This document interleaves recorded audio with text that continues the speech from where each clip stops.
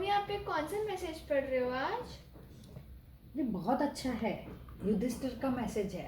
अच्छा, क्या लिखा हुआ है? युधिष्ठिर के बारे में तूने सुना है? नहीं। युधिष्ठिर को किस नाम से पुकारते थे मालूम है तुझे? धर्मराज।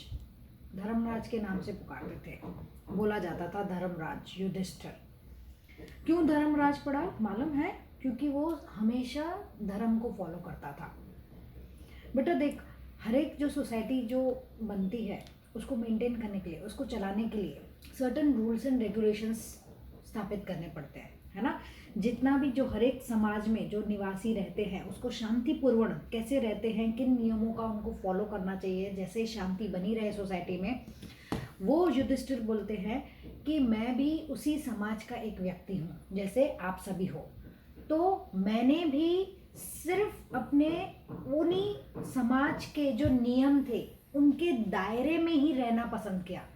उन्होंने कभी भी वो रूल्स एंड रेगुलेशंस को तोड़ा नहीं। और वो आगे ये भी बताता है कि उसी कारणवश उसका नाम धर्मराज पड़ा। और वो पता है उस धर्मराज के पद को मेंटेन करने के लिए उसने ये बताया है कि वो हमेशा मेंटल प्रेशर में रहता था कि कहीं कोई मेरे से गलत नहीं हो जाए, कहीं कोई मेरे से कोई गलत चीज़ नहीं हो जाए, कहीं मेरे से ये रूल्स एंड रेगुलेशंस टूट नहीं जाए। तो इसलिए वो हमेशा तनावपूर्ण स्थिति में ही रहता था। मैं यानी धर्म, बस उसने यही समझा था। और इसी कारणवश ना वो बोलता है कि जैसे सब लोगों की कमजोरी होती है तो उसकी भी एक कमजोरी थी। युधिष्ठिर बताते हैं कि मेरी एक ही कमजोरी थी, सिर्फ जुआ खेलना। उसको है ना जुआ खेलना अच्छा लगता था। और जुए में तो बेटा देख हार जीत होती है, और उसको जुए में जीतने के लिए ना क्या करना पड़ता है, थोड़ा सा रूल्स एंड रेगुलेशंस तोड़ना भी पड़ता है। लेकिन उसने क्या किया, नहीं, जुए में भी उसने क्या बोला कि नहीं, मैं कोई रूल्स एंड रेगुलेशंस तोड़ूंगा नहीं, चाहे मेरी जीत हो चाहे मेरी हार हो। ये हुआ, ये उसने बोला। और वो ध्यान के बारे में बोलता नहीं है कि मैं ध्यान नहीं करता था, बुक्स के बारे में पढ़ना है, वो भी ये नहीं बोलता है। हाँ, उसने ध्यान किया, लेकिन कब किया मालूम है बेटा? उसने जब कुरुक्षेत्र का वॉर खत्म हुआ ना, उसके बाद में उसने ध्यान किया। अच्छा, वो जो वनवास गया था तब उसने क्या किया था 13 साल? 13 साल जब पांचों भाइयों को और उनकी पत्नी द्रौपदी को वनवास मिला था, उन वनवास के दौरान ना वो बोल रहा था कि उस वनवास का टाइम उनका बहुत कठिन था। सिर्फ उनका जो लाइफ डिजाइन था सिर्फ ध्यान करना नहीं था। क्यों? क्योंकि जो 12 वर्ष थे ना उसमें उनको सिर्फ ध्यान नहीं करना था, उनको और भी कई युद्ध लड़ने पड़े। हाँ, वो बोल रहा है कि उसके जो भाई थे वो ध्यान करते थे, और युधिष्ठिर और श्री कृष्ण मिलके सब नीति बनाते थे, कैसे वॉर को जीता जाए, कैसे हम करें, क्या करें, सब जो बोलते हैं ना हुक्स एंड नुक्स सारा निकालना, फिर क्या प्रोज एंड कॉन्स ये सब निकालना, कैसे वॉर को जीतना है, वो सब वो दोनों बैठ के सारी वो करते थे, कृष्णा जी और दोनों मिलके बैठ के। हाँ, बाकी जैसे जो भीम था वो दुशासन से और दुर्योधन से लड़ाई करने के लिए वो अपनी प्रैक्टिस करता रहता।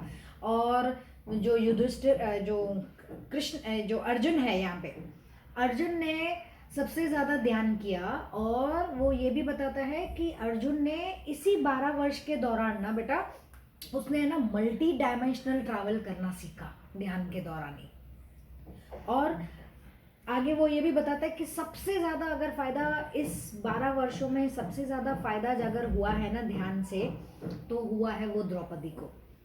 इन 12 वर्षों में उसने ध्यान किया, उसको पास्ट लाइफ्स के बारे में मालूम चला, और उसे जो साइकिक पावर्स है ना वो भी इस दौरान ही उसे मिली।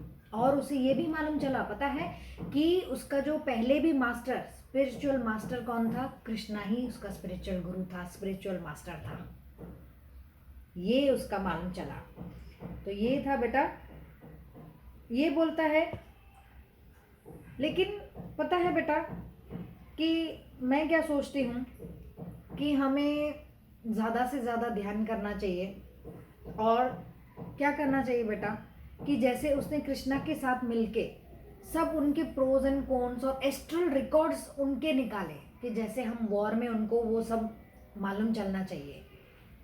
लेकिन मुझे ऐसा लगता है बेटा कि हमें अपना ध्यान करना चाहिए, और बल्कि दूसरों के एस्ट्रल रिकॉर्ड्स से ज़्यादा हमें अपने रिकॉर्ड्स को देखना है और आगे बढ़ना है। हमें सिर्फ ध्यान करना है और हमें कैसे आगे बढ़ना है वह हमें सीखना चाहिए। ठीक है बेटा? हाँ। ओके।